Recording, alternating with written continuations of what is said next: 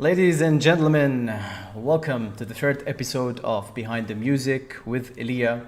I'm your host, Elia Msawir. I've been working with Dubai Media City for a few months now on creating a show that could help artists monetize on their music and try to generate income. In my previous episodes, I hosted legends from the music industry where we talked about how you can generate income from your lyrics and how you can reach creators that could take your songs to another level. Before I start my episode, I would like to remind you that Dubai Media City is currently the region's largest business district for content creation and media industries. Alongside Dubai Production City and Dubai Studio City, the three pillars create the UAE's media ecosystem and hosts more than 3,000 companies and 34,000 professionals. Coming back to Behind the Music, the aim of this new initiative is to empower and inspire talented artists and musicians across the region by providing the secret tips and tricks that have helped music industry pros crack the code to a successful career in the creative industries. And it does not stop here. Dubai Media City regularly hosts workshops and seminars as part of the knowledge sharing initiative to develop the region's creative talent. That being said, before I talk about my guest, please do like, share, comment, and subscribe to the Facebook and YouTube channel. You're gonna leave every episode with a bag full of knowledge.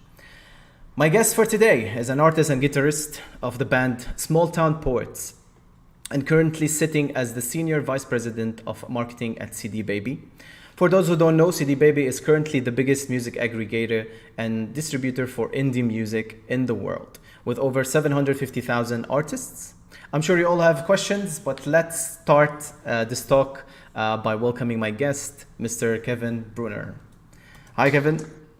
Hi, Elia. Thanks for having me. First of all, thank you for accepting my invitation. And I'm super excited. And a lot of people, they have a lot of questions. They've been bombarding me with messages this whole week. So, yeah, let's get this. Let's get started by talking about you first. When did you start Small Town Poets, and how has it been going on so far? I believe I read recently that you celebrated the release of your ninth album.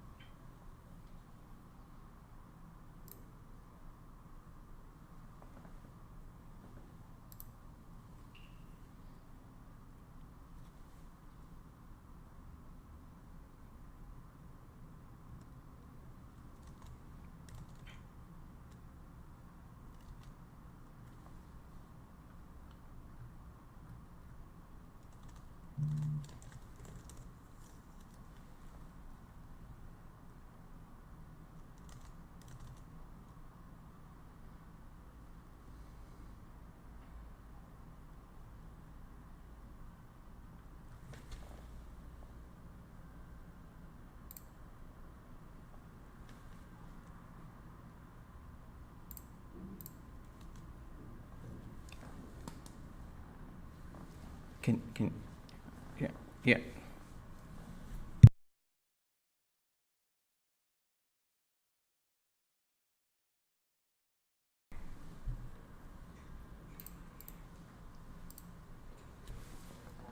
No audio.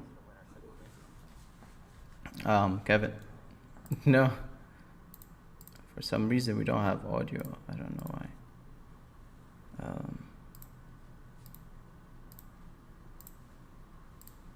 One second.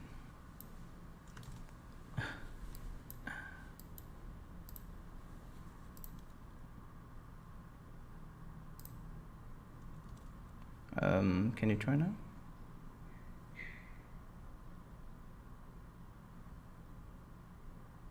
I can, but the stream is weird.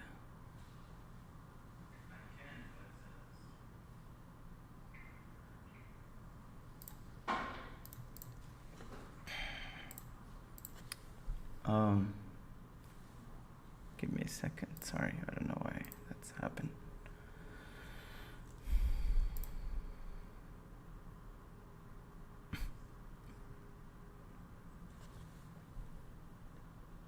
Oh, okay. Okay. Sorry. Okay, now we can. No problem. It Yeah. the Sorry. I'm technology gonna. to Yeah. yeah. Sorry. I'm gonna have to ask you the question again Okay, no for our problem. viewers. Um, Basically, I wanted to ask you, how did you start Small Town Poets, and how has it been going on so far? I believe you recently celebrated the release of your ninth album. Yeah, we did an album back in last fall. It was a live album, but yeah, we met. I was in Nashville going to college, studying music and music business, and I met the guys at that point. And the timing just wasn't right. They had a different band at that moment, and I was still in school. And then later on, they were sort of reforming and restarting something new, and that's where we got together and started Small Town Poets. And it was about 3 or 4 months after that we were there was interest from major labels, and we ended up getting signed and saw some success.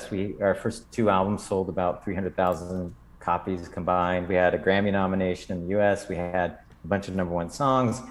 But it was also through that process, even though it looked like we had a lot of success, that it was very clear that artists were the last to get paid.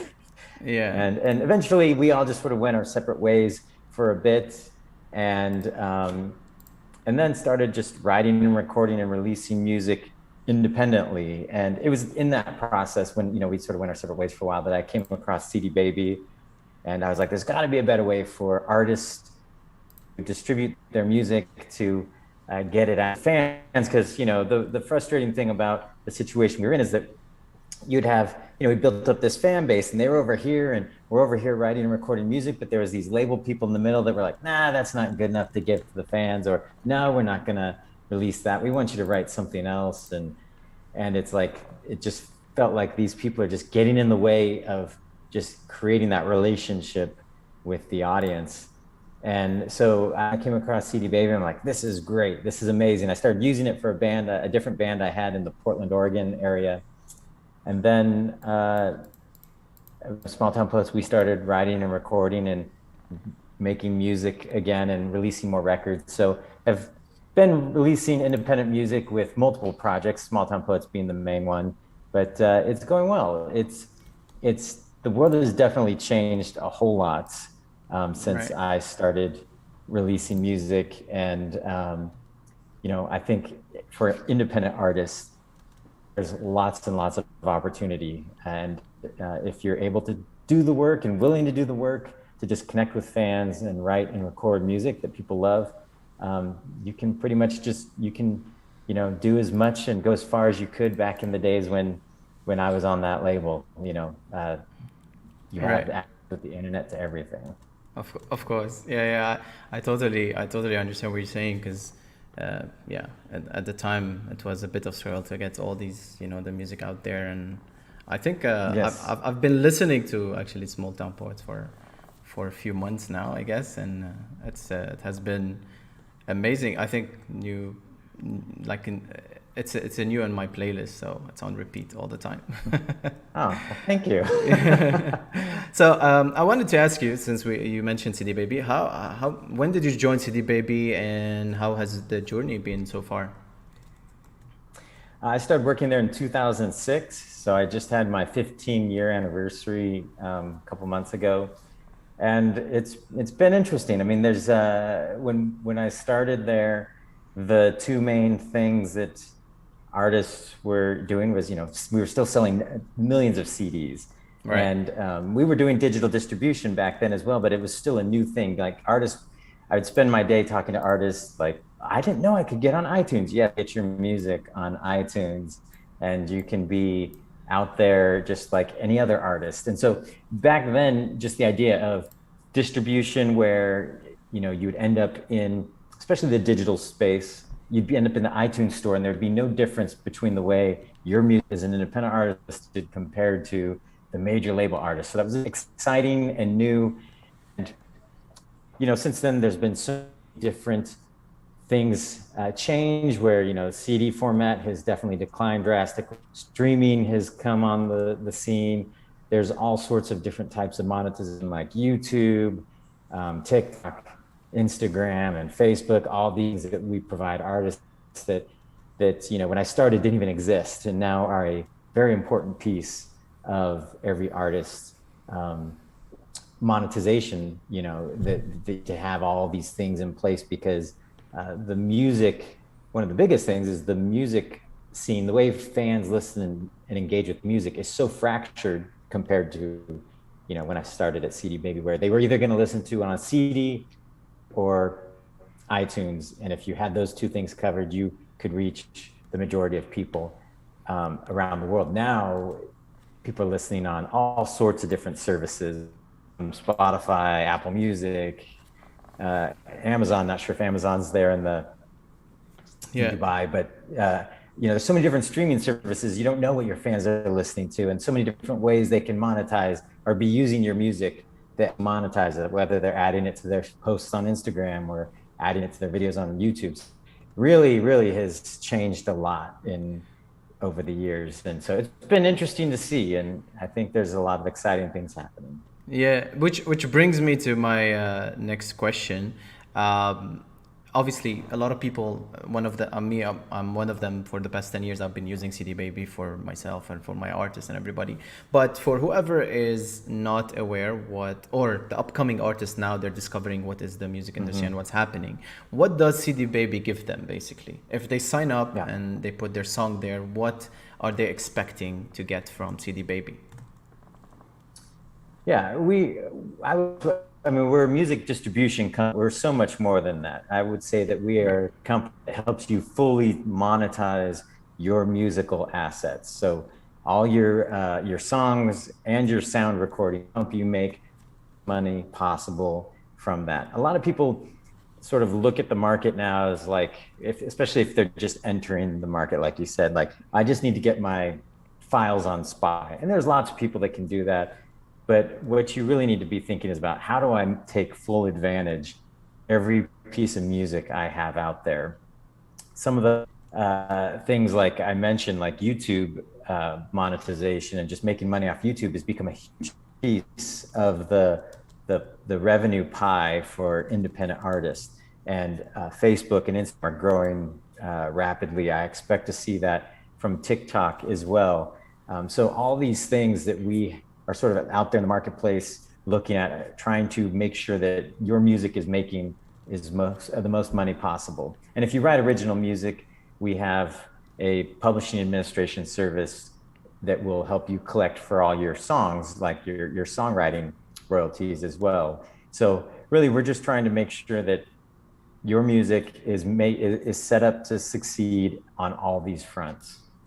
And would you be able to share with me, obviously you don't have to answer this, but it's a curiosity that kills me.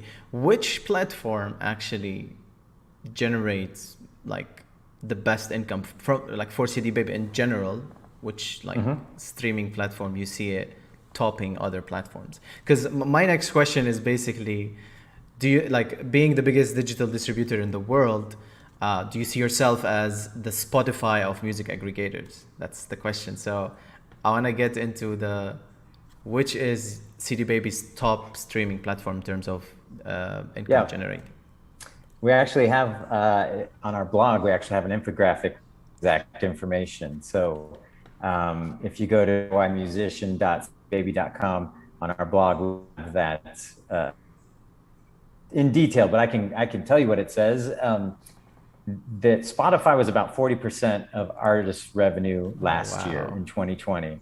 So the interesting thing, though, and part of the reason why we put this information out there is because if you went by what platform artists are talking about the most, you would think Spotify was like 90% of it, because they're talking about, I want to get on a playlist, Spotify. But it's like, when you look at it, though, there's other platforms that are gaining popularity much quicker. Amazon grew, it was about 8% of the revenue.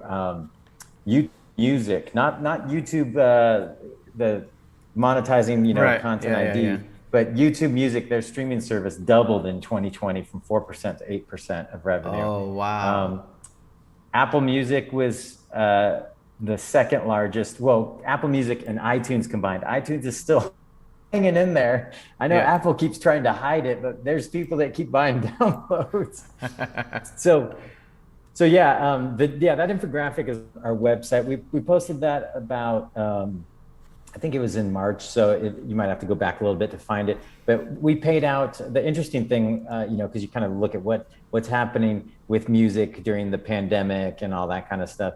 We in 2020, our payout to artists increased by 26%. We paid out 126 million to independent artists in 2020. So in 2019, it was right at the 100 million mark, and it increased considerably in 2020. So, and we're seeing that trend continue in 2021.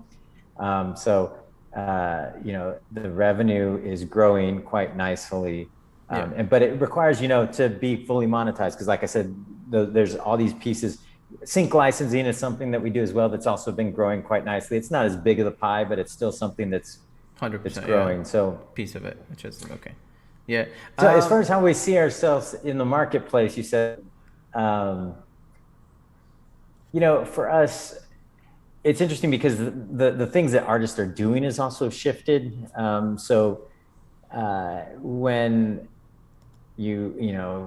When I started at CDBaby, every artist was, I wouldn't say every artist, but most artists were probably making CDs, playing shows, enough where they're like, I'm going to go play shows and I'm going to use shows, playing live to get people to buy the CD or discover my music. Most people took it very seriously, even if it was a hobby, even if they're just playing once a month or something. Now there's a wide spectrum, I think, of the artists. There's people that are just throwing out a new cover song every day, or every week. We tend to still service the artist that is like that's looking for a full rounded, full suite of services. That it's like, I'm somebody that wants to try and really make a go at this thing. That tends to be the artist that finds a home at CDBaby. The artist, we have another brand called Sound Drop that is geared towards serving the artist that wants to do a cover song a day or a cover song, that kind of stuff, where it's like their distribution path is like secondary to them being famous on YouTube or something like that, So it's interesting how the artist community has really fractured over the years, and just in how they're approaching how they release music. It's changed a lot. Awesome. I'm going to be looking at the comments on Facebook and YouTube in case you guys have any questions. Please shoot them. Somebody asked, wait, is he the from the band Small Town Poets who sang Impossible? Yes. Yeah, you already have fans here. Yes. Huh? It's so that's amazing. So yeah, everybody who wants to ask questions during the conversation that is happening between me and Kevin, you can ask your questions, and definitely he's happy to answer. And continuing the conversation, how much does it cost for an artist to release a single or an album? Obviously, it's on the web, and everything is there, but people in this region are still discovering ways to, because we don't have universities, or we don't have like now we have Berkeley, who started recently, but we don't have music business or music management companies or universities that actually help artists. So how much does a fee cost, and where does their music go, basically? First, it's $9.95 US. I don't know what seed you have there in the United. It's AED dirhams, so it's close to 36 dirhams, basically. Okay. Yeah. So for a single. For a single. For an album, it's $29. And that gets everything. So if you were like comparing to some other services that are out there, they typically might look cheaper at first, but then they charge you for additional stores. Like they might only get you on Spotify. The way we've set up CDBaby, we really want to make sure your music is fully monetized everywhere. Now, you don't have to use like YouTube monetization. You can limit your distribution to just a few stores, but for when you pay us, you get access to everything for one fee. The only thing that's separate is publishing administration, because that's a separate service that's pretty involved. Yeah, so it's a one-time fee, and your music can stay live forever. There's no annual fees. We want your music to be earning, and we go to work for you to make sure it's earning where and in all the stores around the world. So there's no charges after they sign up with like either the $10 or the $30 thing. Is there any other? No, we take a 9% cut on the back end. Okay. But the thing is, when some people say, well, why do you do that? Because other services may not. Yeah. And for us, I've been at CDBaby a long time, and I've tried other services. And the thing I love about it is that interests are aligned with the artist. We want their music to be earned out of it too. So we have to do the hard work to make sure that your music is actually everywhere. A lot of other services, they might be available, but they don't have an to make sure that it is and stays live and is earned, and because they don't make anything for that extra work. So our interests are aligned, and is to make sure that your music is earning and available everywhere, right. and also that you get paid. That's the other thing. We make sure you get paid and on time. We've been paying every week for like 22 years. And that's one thing that people don't understand, especially in a streaming world. Getting you paid accurately has become a huge undertaking. We get billion, like each Spotify report is like a billion lines of data. We have come pre-sorted. We have to make sure that all the data goes into your account and gets paid. So it's a challenge. Yeah. Everybody asked me this past week, like how many Spotify are paying per streams, and Apple how many, et cetera, et cetera. I'm like, if you're using CDBaby, you can get all this information, like even per stream, So I think CDBaby at the moment are the only people that can actually answer how much Spotify or Apple or Amazon are paying you per stream. So if you're there, please go check your dashboard and make sure it's in there. Yeah. So somebody is asking, can CDBaby copyright your music? We don't do copywriting, but in the States, we have a service that we partner with that helps artists do that. They simplify the process. And that's going to be different for different countries based on where you're at, on how that process works. So we don't do that work, but usually it's a pretty simple process. And it's something that artists should do with their local agency in their country. Yeah, here we don't have a collection agency, but I think somebody hopefully will come up with something and and will try to help artists. But here we don't have that, so it's shame. But I believe it's coming. Somebody from the audience asked, hello Kevin, his name is Anthony Kyotion. Hello Kevin, I released multiple albums through CDBaby and the service has been amazing. Why don't you create a marketing team that could help select bands in different genres and support them as a distribution label? Help them throughout the release plan, push their music to channels, as well as help them monetize with a higher percentage on the back end. So basically he's asking...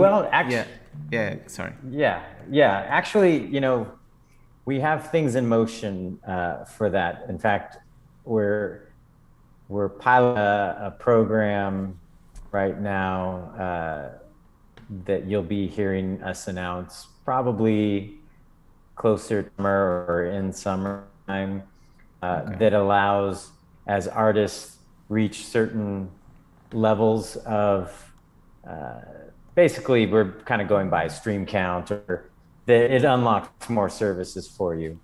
And even beyond that, there was actually a big announcement in the music business press yesterday, our parent company Downtown, and how they created something called Downtown Music Service, which would be something if you graduated out of CDBaby, like you're having so much success, that they are pretty much providing full label support, but you keep all your rights. So, it's called label, which usually means that you keep all your rights, similar to like when you use CDBaby, you keep all your rights. We don't own any of your music. You can come and go as you please. So you'll be hearing more of that through the CDBaby and our parent company and collection of brands that we have. Am I gonna get pre-access to that? I could send you a link. I could send you a link we could follow up with where you could see what we're working on. And please do. I'm super intrigued. Yes, so we're pretty excited about it, because the thing that's interesting that's happened in the music market, like sort of what I was talking about at the beginning with my career, is that when I started, distribution was you could not get your music label. Wasn't possible. Right. And then the late.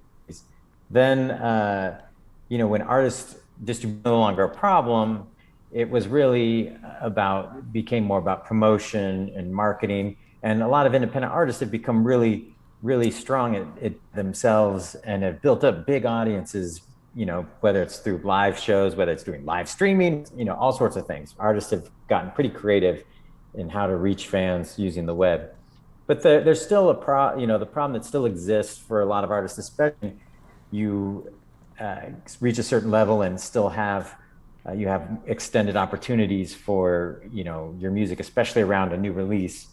It's that they don't necessarily want or need a label, but they do need extra support in the release process, whether it's pitching tracks to Spotify or Apple Music. There's a whole bunch of editorial opportunities that we pitch music to every week. And so those are the kind of things that we're filling in the gap and trying to help artists. So they're not feeling the need to go looking for a label when they really don't want one. What they want is just that extra support to help manage their releases. And so there will 100%. Be more information. Yeah. And I think indie artists now are like thriving because of this, because they don't need the label in general. So I have a question from Freak. Freak is an artist here from Dubai. He's making waves in the region and abroad. He's asking, what's the obstacle you face to pay indie artists outside the States, like for example artists in the Middle East? The biggest obstacle as far as paying artists outside of is that what payment options they have. So internationally, PayPal is probably the easiest way for us to pay artists.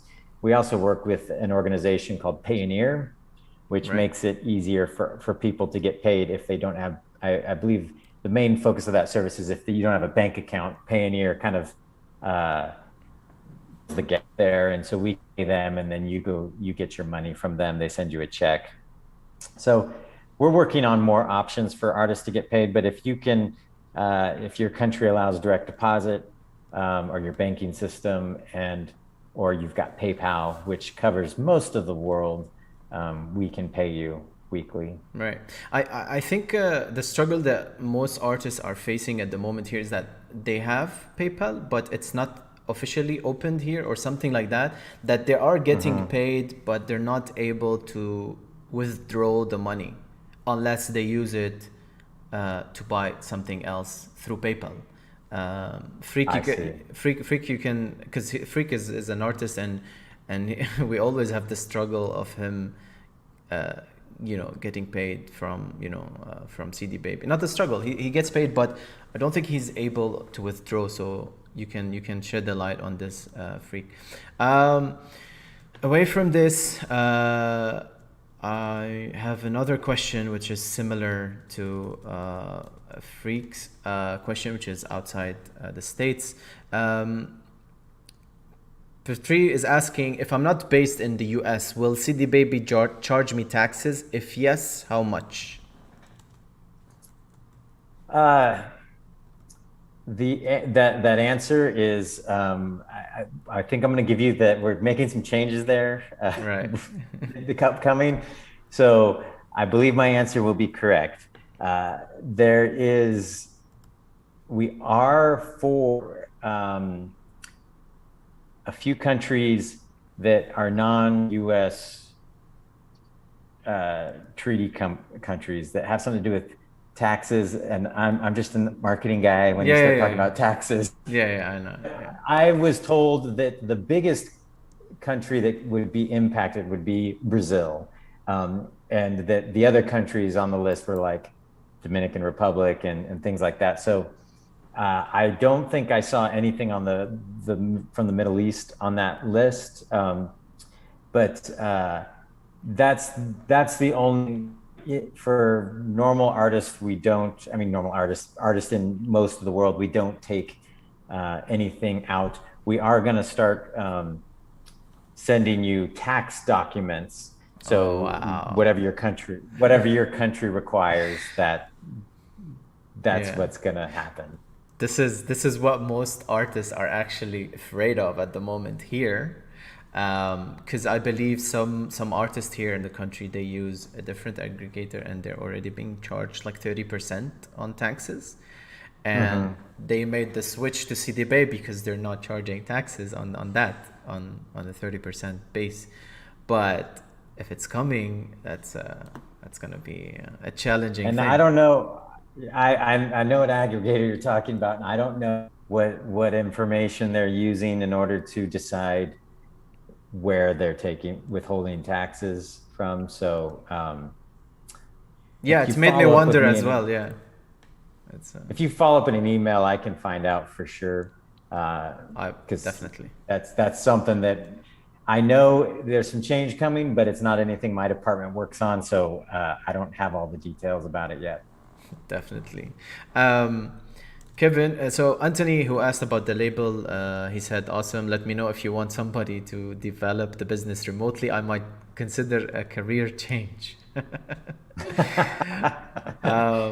And Freak answered that he cannot withdraw or transfer the money. So I think it's a bank's issue here. It's not CDBaby. Yeah. Okay. We have issues with PayPal. I don't know if we have an actual office here or not, but it would have been super easy and fast for artists, to withdraw and actually, use the money for good things. I'm gonna check if there's another question here. Not at the moment. Well, everybody who wants to ask questions, please do so. I'm gonna jump to my next question.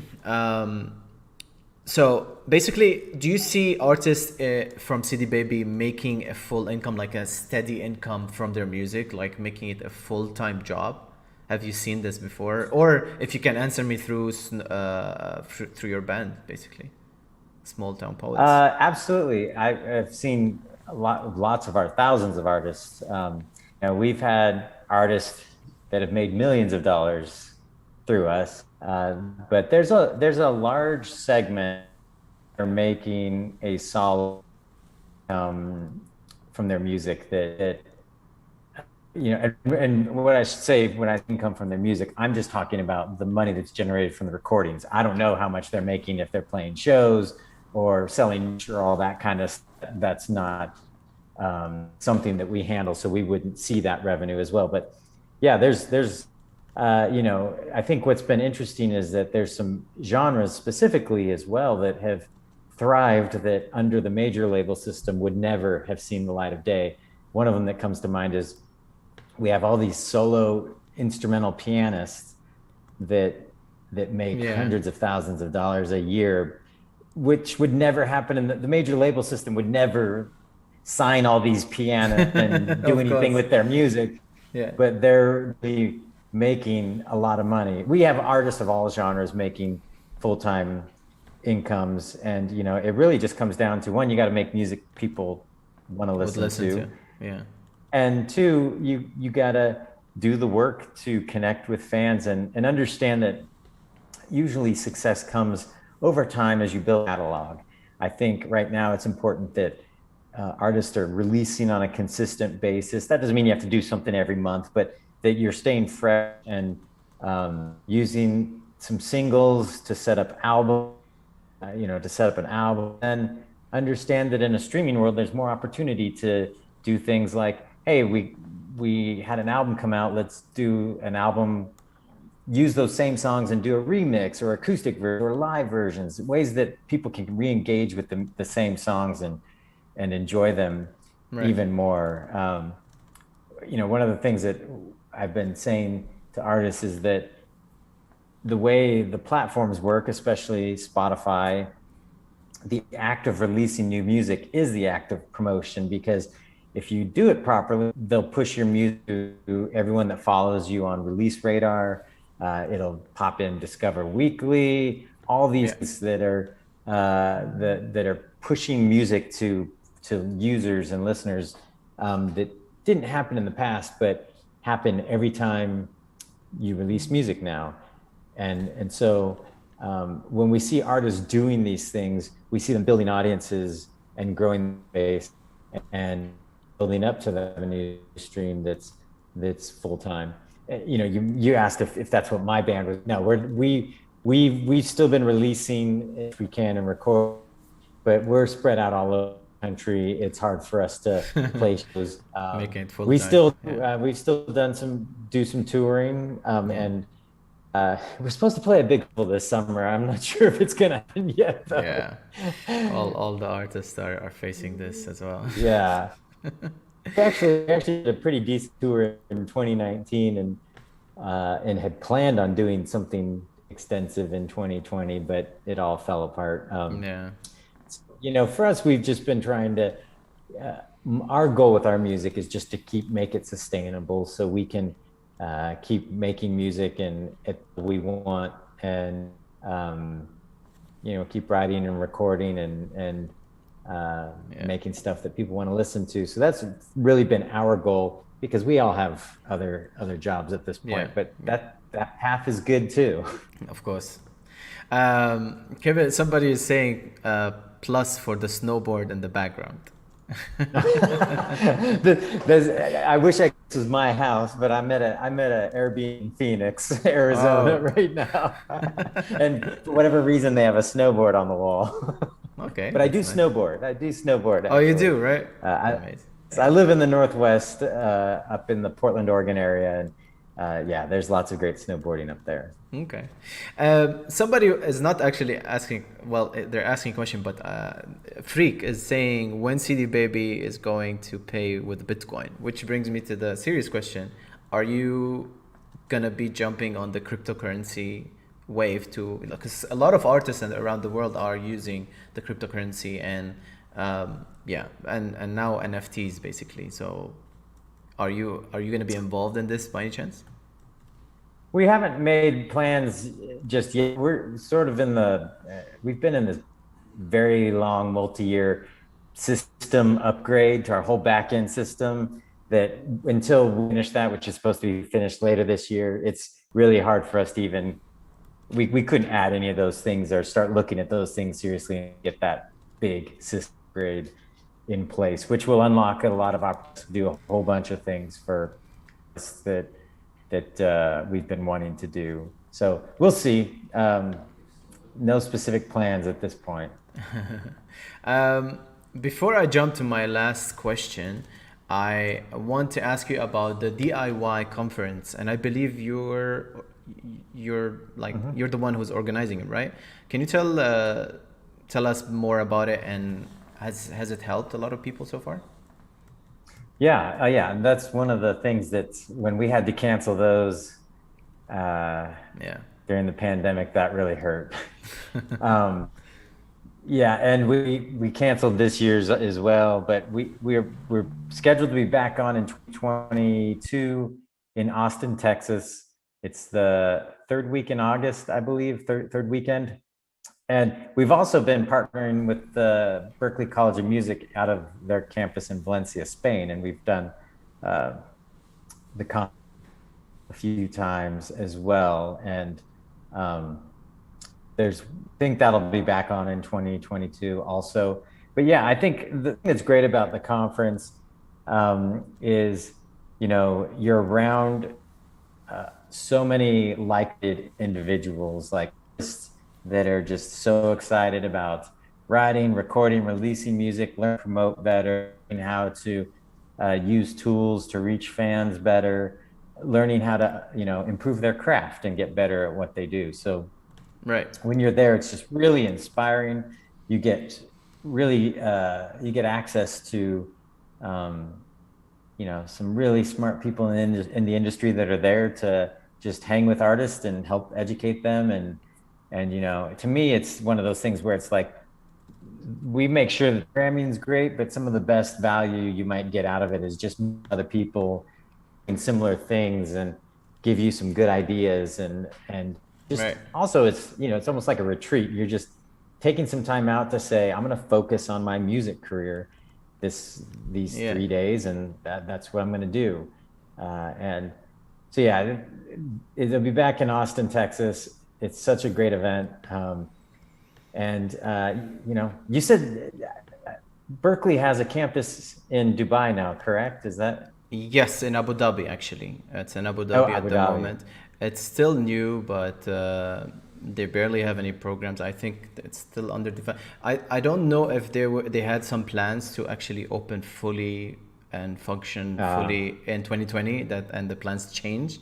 But at the moment, I can only see like few programs. But however, hopefully in the next few months to a year or so, I'll be working with here, some entities, government entities here to create something, whether an academy or workshops or but that's the plan. That's what we're trying to do basically. Well, we'd be a part of it. Definitely. That's why we're doing this show. Behind the scenes is basically a build up towards maybe a conference, maybe a festival, maybe an academy. You never know. But so far, people are super interested. All the information and the people and the guests that I had before, they've fed me and a lot of musicians and entrepreneurs basically on how to monetize on their music and what to do with their music and their arts and everything. And I've been asked like more than the usual how to do this and how to do that, and I always refer them to the episodes, and they come back like, okay, now we get it. So yeah, hopefully we're gonna be there, and I know for a fact it's gonna. Which I want to ask you, what do you think of CDBaby operating in the Middle East? Because you don't have an office here, right? So do you see a market based on the status that you have, or the states, or the insights that you have? Do you see this region being on the hot zone on CDBaby? Absolutely. I think one of our big channels that we monetize, an artist we were monetizing, was from the Middle East there. Really? But yeah, all these is, we just recently added someone in Africa, in Western Africa, and but what we look at when we're looking at a new region, as far as like hiring somebody, helping us to that market, is access to the market for independent artists. Like, do independent artists, are they writing and recording music on their own? If the answer is yes, then that's a good sign that we should be there. And then there's some other factors we take into account, but some markets over the years that have been big business, but that cultural experience of music, the artist writing and recording and releasing music on their own, hasn't been there. We've seen some of that in some of the places in Asia where it's really driven by the middle system. Artists in some countries just aren't going home, writing, recording, aren't going to the studio themselves and making an album. Places around the world is the experience. And so that's usually what we look for and try to understand. What are the opportunities for us to partner there locally to help artists understand how they get and expand what they're doing? And Is another big piece of it, because streaming has really opened up the world a lot. There was certain, Brazil is a good example that they sort of skipped over the down era. The CDs were popular, Yeah. styles of music. CDs are still very popular, but Yeah. streaming services were bundled in with their phones before streaming was even popular in the United States. So there's some regions Right. where they just skipped over downloads, and so the ability for the fan community to consume music is also something important as well. And so that's really where we've been focusing our energies and trying to make it further and further. And yeah, Oh, so awesome. yeah, that's why I was contacted me. I was excited about the idea that there's lots of great music in the Middle East. I'm an artist there, Yeah. able to reach the world with their music and see what happens there. Hopefully, we'll be hosting you live here. Before I have two questions, and Okay. I'm not gonna take from your time anymore. Anthony from the band Chaotion, if, he's asking, given COVID took away a lot from artists, how is CDBaby supporting artists in these times? For example, Bandcamp are waiving their revenue every other Friday. Well, we don't. It was kind of interesting timing that we used to have a retail store. We sold CDs. We made the decision that to shut that down, because most of our distribution that we still do physical distribution, was through Amazon, and so we don't have the ability to cut those fees. But what we've really been trying to focus on is to make that our catalog is earning as much as possible, that we're getting new partners added as quickly as possible. We just added, I don't know if Triller is there in Dubai, but that's a new not TikTok officially as app. an office, but they're operating here. Like their office in Paris is looking overlooking Middle East. Yeah. Yeah. So you have access to the app. Yes. So apps like that, where people are engaging with music, are really starting to drive revenue. So for us, our what we feel like we can do is, one, make sure artists are monetizing on all these new services. Two, that we make sure that they're getting paid quickly and accurately, and that we continue to pay weekly and on time, because that's been really important. And for a lot of artists that haven't been able to tour, it's been a huge help as far as they've seen some increases in their streaming revenue and their monetization this past year. That's helped a little bit offset the loss of touring. Okay. Last question from Ray Hodge. Why does CDBaby take a commission from the royalties while several other musical distributors don't? Do you want to answer this? Yeah, I touched on that a little bit earlier. Yeah. For us, I've been with CDBaby for 15 years, and I've tried other services, and there's several things that I know I absolutely do not like. One, I do not like annual fees. And the reason why I don't like annual fees, which CDBaby does not have, is because the artist then, at some point, and I've seen this happen with multiple services, at some point, as you grow your catalog, which is the best thing you can do as an artist, to grow your catalog, those annual fees start to really add up to a giant bill every year, that if you don't pay, your music comes down. Which happened to one of the artists I know here, that they took down his stuff because he forgot to pay in the end of the year. That never happened. And so right there, the relationship between your distributor and the artist becomes like a bill collector. We want you to look at us like a bill collector. We want you to look at us as an ally.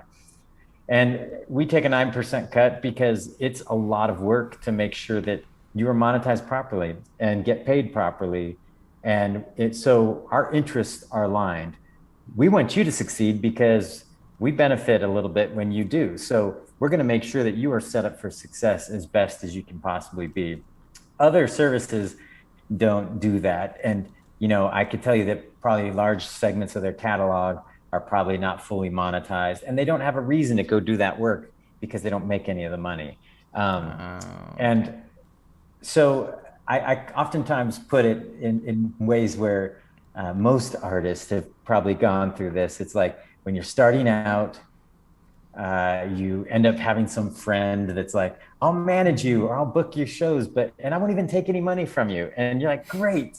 And then they may get you one show, and then they drop the ball. They never get you another show, or they're not doing any work. And you ask them, hey, I thought you can book shows.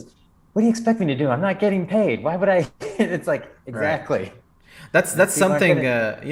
Sorry to cut you off here, but that's something I try to explain to some artists, that if you want to have an artist, I'm not gonna call it a hire, but if you want to have an artist manager, you have to pay them. You have to pay them, a monthly salary basically. But they have to be good artist managers. So people tell me, oh, but you're not actually doing anything. I'm like, yeah, that's not how it works. They think I'm just representing them. I just do the agreement and reply to email. So that's the issue we're having. Yeah. So that, when I think about our 9%, tend to think about, it's like, if you want somebody to do work on your behalf, they're going to need to get paid. And if they're not, they're going to be less inclined to do work on your behalf. And so our interests with the artists are aligned. We want them to succeed. We're going to make sure we're doing everything we can to make sure their tracks are monetized. They're collecting as much as possible because we benefit as well. 100%. My last question, it comes from me. What kind of advice would you give artists in terms of if they want to now launch their career, they don't have a song, they just want to use CDBaby, when they need to upload the track or the album, like the timeline that they need to do it to make it perfect on the release date, and to actually use fully CDBaby also, to do the pre-save links and all that. If you can give them, tips and tricks, that would be fantastic. I'm glad you asked that, because I almost forgot. We have a brand new tool that's free to use. You don't even have CDBaby to use this tool. Nice. It's our release plan generator. And if you go to release.cdbaby.com, your release date, and it'll give you all the timeline dates to do exactly what you're talking about, whether it's you want major press or local press, or you want to pitch your tracks to Spotify, you want to use the Spotify for Artists tool. It gives you all the timelines in there that are needed in order to launch a release successfully. Right. And I think one of the key things and why we made this tool is because we kept getting so many about exactly what you were saying. And the one thing that's really important for artists to know, because we've, for you dealt with our showing up on Wednesday, wanting their track out by Friday. And we're like, we can do that, but you're wasting so much opportunity in the release process when you don't slow down and plan your release. So this tool helps you understand, like, you have to, if you have a short release timeline, that's fine, but it'll tell you which things that probably won't be missing available to you because your time frame is too short. Yeah.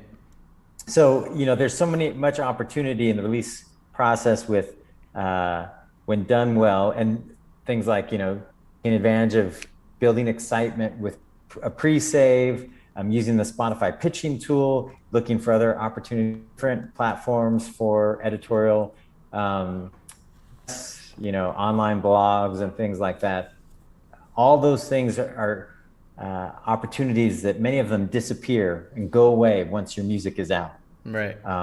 Also, part of the reason for planning a release well is because we've been into anticipating something new. So it's like when your favorite band has something coming out in a month, it's like, oh, I can't wait until that album comes out.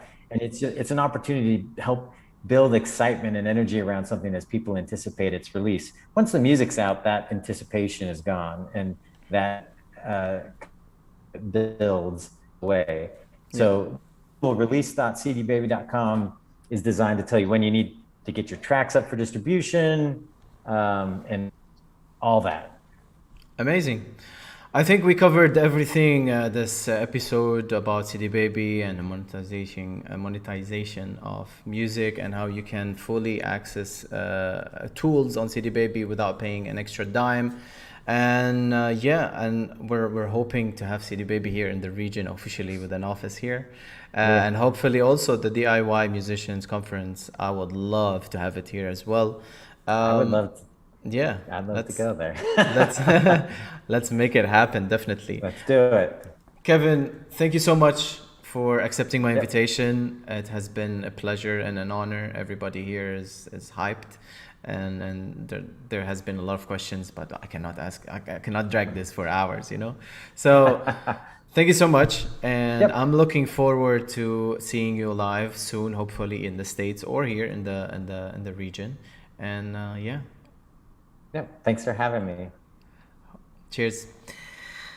Ladies and gentlemen, that was Behind the Music episode 3 with Kevin Breuner from CDBaby. He's the Senior Vice President. For my next episode, which is hopefully end of May, I'll be hosting a female. I'm not sure if I should tell you what she does, but she's a female, she's amazing. Her name is very big in the music industry.